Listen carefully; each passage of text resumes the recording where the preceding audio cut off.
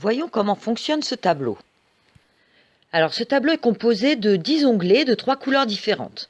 En orange, les secteurs communs que j'ai nommés ici structure, administratif, commercial et livraison. En bleu, vous retrouvez 4 onglets pour vos groupes que j'ai nommés secteurs 1, 2, 3 et 4. En vert, les onglets synthèse et graphique qui sont auto-alimentés. Alors vous devez adapter ce tableau à votre activité. Il s'agit là d'un modèle que je qualifierais d'universel.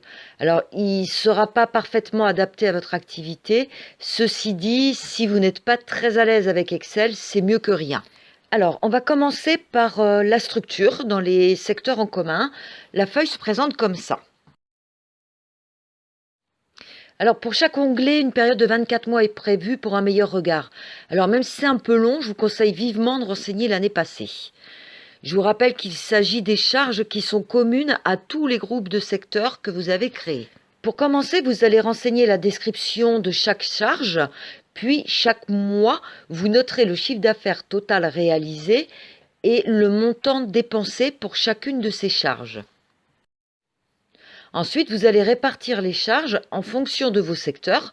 On revient à l'état des lieux du module précédent. Vous allez répartir les charges en fonction des surfaces utilisées. Vous allez donc calculer le pourcentage pour chaque secteur. Si on reprend les chiffres du module précédent, pour Michel, on avait ça.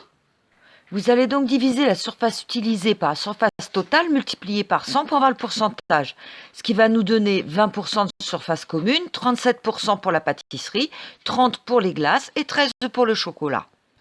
La somme allouée à chaque partie est calculée automatiquement et si vous allez voir dans les onglets des secteurs, le montant a été automatiquement incrémenté également.